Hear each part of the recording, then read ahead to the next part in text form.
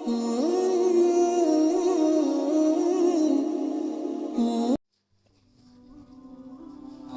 بالله من الشيطان الرجيم. بسم الله الرحمن الرحيم.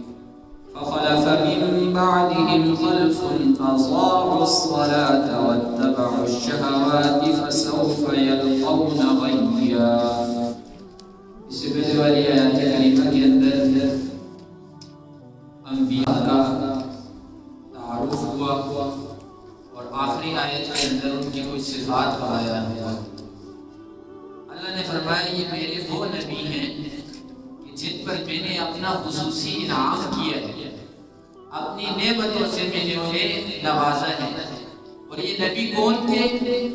اولاد آدم میں سے تھے، اولاد یعقوب میں سے، اولاد ابراہیم میں سے، اور وہ تھے جن کو ہم نے چنا خصوصی طور پر، اور ہم نے کیا کیا؟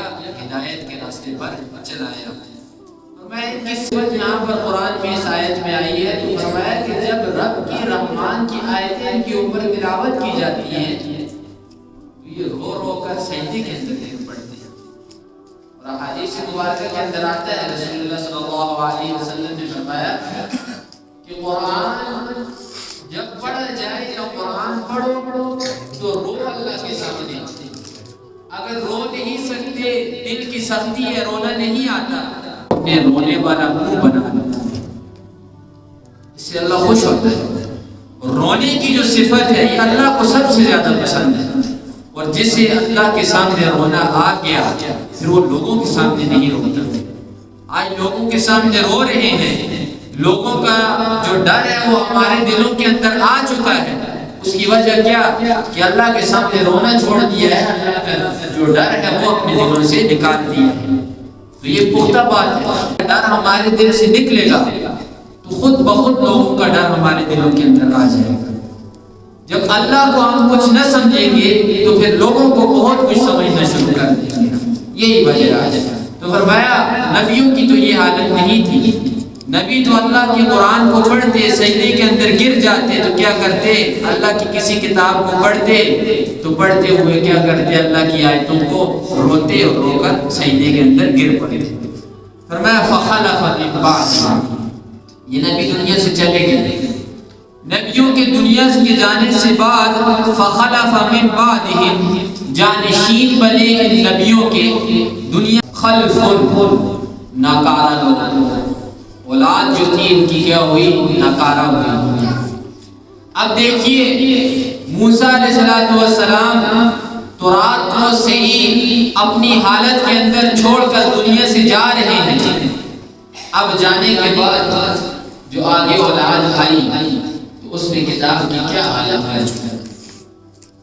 تو یہ ہے اگر آدمی کی اولاد درست راستے پر چل جائے تو کیا ہے؟ دنیا کے اندر بھی عزت اور آخرت کے اندر بھی عزت.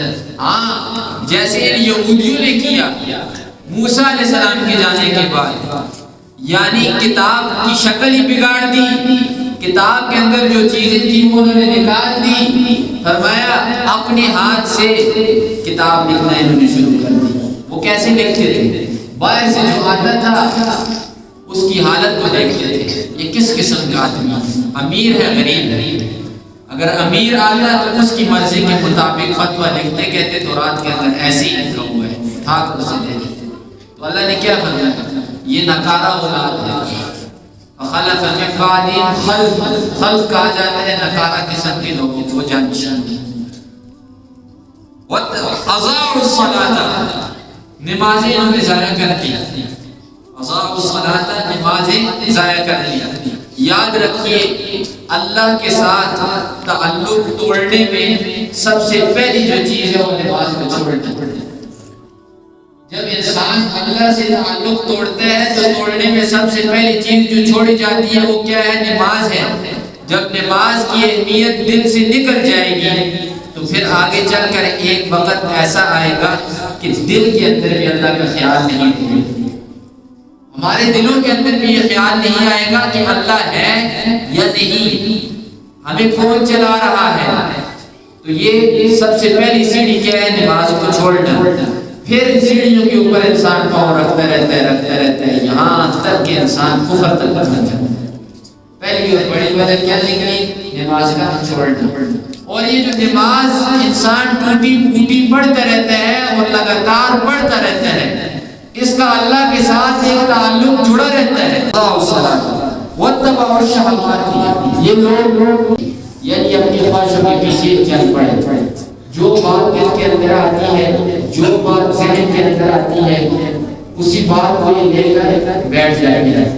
وہی کام کرتے ہیں. ان کے باپ دادا کو دیکھا جائے، انبیاء کو دیکھا جائے، ان کے اندر تو یہ صفات نہیں تھی.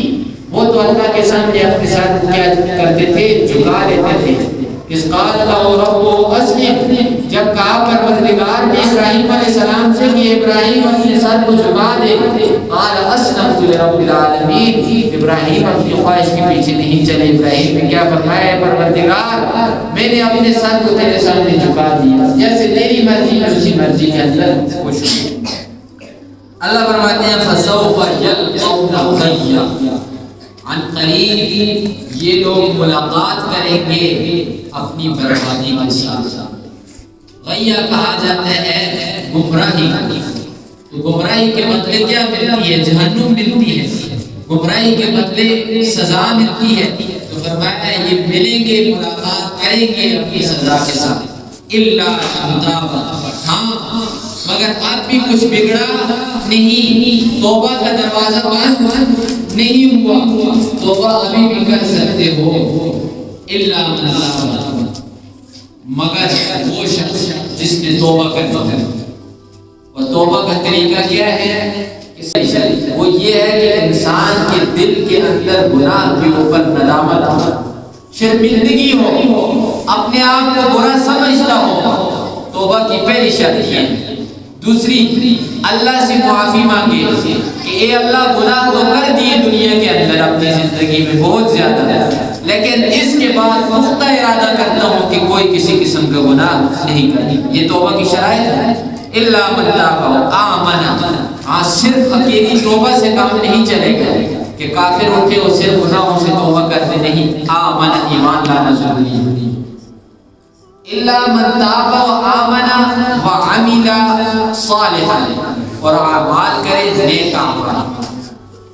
پھر یہاں پر کوئی بات نہیں کہ صرف اور صرف کلمہ پڑھ دینے سے انسان کہے کہ آنکھیں بند کر کے سیدھا جنت میں چلا جاؤں گا. نہیں، جنت میں جانا اتنا آسان نہیں. اللہ نے خود قید لگا دی کہ نیک اعمال کرو گے تو جنت ملے گی. اور صرف نیک اعمال سے ہی جنت ملے یہ بھی نہیں ہے. رسول اللہ صلی اللہ علیہ وسلم سے سوال ہوا کہ اللہ کے رسول کہ صرف اور صرف اعمال کے اوپر کوئی جنت میں داخل ہو سکتا ہے؟ رسول اللہ نے فرمایا نہیں، صرف اعمال سے کوئی بھی جنت میں داخل نہیں ہو سکتا کہ نیک اعمال کرے جنت میں داخل ہو جائے. فرمایا نہیں. فرمایا اے اللہ کے رسول آپ بھی نیک اعمال کی بدولت جنت میں داخل نہیں ہو سکتے، رات دن ہر وقت اللہ کی عبادت میں مشغول ہے. فرمایا میں محمد بھی جنت میں داخل نہیں ہو سکتا نیک اعمال کی بدولت، یہاں تک اللہ اپنی رحمت کی چادر کے سائے میں مجھے اوڑھ دے. مجھے محمد نیک اعمال کریں، لیکن نیک اعمال کرنے کے ساتھ ساتھ اللہ کے فضل کو ہمیشہ مانگتے رہیں. جب اللہ کا فضل شامل حال ہوگا، نیک اعمال ہوں گے، آپ کیا ہو جائیں گے؟ جنت میں داخل ہو جائیں گے. فرمایا فاولئک، یہ وہ لوگ ہیں یدخلون الجنت، جو جنت میں داخل ہوں گے، ولا یظلمون شیئا، ان کے اوپر ذرا برابر ظلم نہیں کیا جائے گا. قیامت والے دن کسی پر ظلم نہیں ہوگا. ذرہ برابر، فتیل کا لفظ آیا ہے کہ فتیل کھجور کے داغے کے برابر کسی پر ظلم نہیں ہوگا. جنات، باغات ہوں گے، عدن، ہمیشگیری کے، ہمیشہ کے لیے جنت الرٹ ہو جائے گی. یہ نہیں آج جاؤ کل نکل آؤ، نہیں، جس سے جنت مل گئی ہمیشہ کے لیے ملے گی.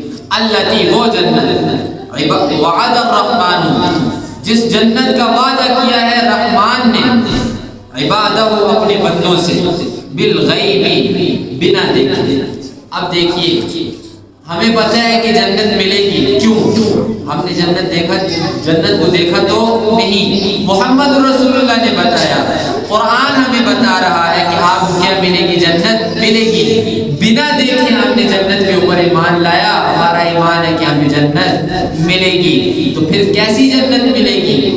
اللہ کیا فرماتے ہیں؟ رسول اللہ رضی اللہ تعالیٰ عنہ سے روایت ہے بخاری شریف کے اندر، فرماتے ہیں کہ رسول اللہ صلی اللہ علیہ وسلم نے فرمایا کہ اللہ فرماتا ہے میں نے تیار کر رکھی ہے لعبادی الصالحین، اپنے نیک بندوں کے لیے، کیا چیز؟ ما لا عین رأت، وہ چیز جسے کسی آنکھ نے نہیں دیکھا، ولا اذن سمعت، اور نہ ہی کسی کان نے اس چیز کے بارے میں سنا ہے، ولا خطر علی قلب بشر، اور نہ ہی کبھی کسی دل کے اندر اس چیز کا خیال پیدا ہوا۔ اللہ نے ایسی جنت تیار کر رکھی ہے کہ کسی کے وہم و گمان کے اندر بھی نہیں ہے کہ جنت ایسی ہوگی۔ فرمایا کہ بالغیب انہو کان وعدہ مأتیا، بے شک پروردگار کا جو وعدہ ہے وہ آ کر رہنے والا ہے، وہ لازمی پورا ہوگا، ہو نہیں سکتا کہ اللہ کوئی وعدہ کرے اور وہ وعدہ پورا نہ ہو۔ لا یسمعون، وہ نہیں سنیں گے، فیہا، اس جنت کے اندر، لغوا، کوئی بیہودہ بات۔ آئی دنیا کے اندر بیہودہ باتیں بھی ہوتی ہیں، فضول قسم کی باتیں بھی ہوتی ہیں، گالی گلوچ بھی ہوتا ہے، لیکن مرنے کے بعد قیامت کے اندر، جنت کے اندر، یہ ساری چیزیں کیا ہو جائیں گی؟ ختم ہو جائیں گی۔ کسی کی زبان سے بیہودہ بات نکل ہی نہیں سکتی۔ اللہ نے وہ جو چیزیں رکھی ہوئی ہیں دنیا کے اندر، انسان کے اندر، وہ قیامت والے دن نکال دی جائیں گی۔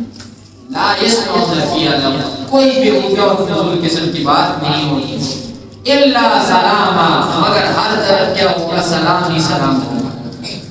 جنتی گزریں گے، کسی جنتی کو دیکھیں گے تو وہاں پر کیا ہوگا؟ سلام، سلام کی کیا ہوگی؟ صدائیں ہوگی۔ فرشتوں سے ملیں گے، فرشتے ان کے اوپر سلام کریں گے، یہ فرشتوں کے اوپر سلام کریں گے، بس یہی صدائیں لگتی ہوں گی، کوئی کسی قسم کا جھگڑا فساد نہیں، یہ زمین تیری، یہ میری، یہ مال میرا، یہ تیرا، تو نے ایسا کیا، تو نے ویسا کیا، ساری چیزیں ختم، ہر ایک اپنی مستی کے اندر مگن ہوگا کل جنت۔ لا یسمعون فیہا لغوا الا سلاما ولہم رزقہم، ان کے لیے روزی ہوگی، کھانا پینا ہوگا، فیہا، اس جنت کے اندر، بکرۃ و عشیہ، صبح شام۔ دل کے اندر، ذہن کے اندر ایک بات آئے گی کہ فلاں چیز کھاؤں، زبان سے کہنے کی ضرورت نہیں پڑے گی، وہ چیز خود فوراً اٹھ کے آدمی کے سامنے آ جائے گی، یہ روزی ہے۔ اچھا، جنت کی روزی کو آپ دنیا کی روزی کے ساتھ ملا نہیں سکتے۔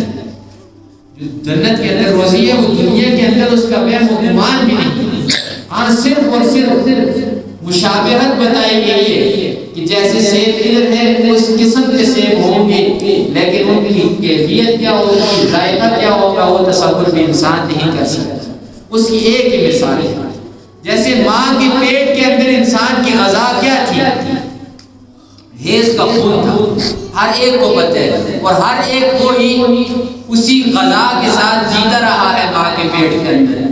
لیکن آج دنیا کے اندر کوئی اسے کہے کہ تو ماں کے پیٹ کے اندر خون کھاتا رہا ہے تو وہ سوچ سکتے نہیں، ہر ایک منکر ہو جائے گا۔ اور یہ خون اگر اس کو دنیا کے اندر پیش کیا جائے تو کبھی بھی اسے چکھے گا نہیں۔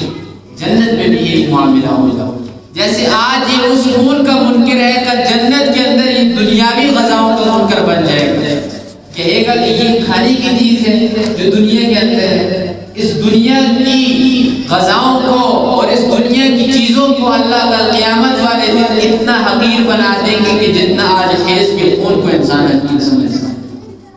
وَلَهُمْ رِزْقُهُمْ، ان لوگوں کے لیے، جنتیوں کے لیے روزی ہوگی، فیہا، اس جنت کے اندر، بُکْرَةً وَعَشِیًّا، صبح شام۔ یاد رکھیے کہ جو دنیا کے اندر نظام ہے، سورج کا طلوع ہونا ہم کہتے ہیں صبح ہوگی، پھر عشیہ سورج غروب ہو جاتے ہیں ہم کہتے ہیں شام ہوگی۔ جنت کے اندر یہ معاملہ نہیں ہوگا، سورج کے طلوع اور غروب کا معاملہ نہیں ہوگا۔ جس کے دل کے اندر جو چیز آئے گی روشنی ہو فوراً روشنی ہو جائے گی، جس کے دل کے اندر آئے گا شام ہو شام ہو جائے گی،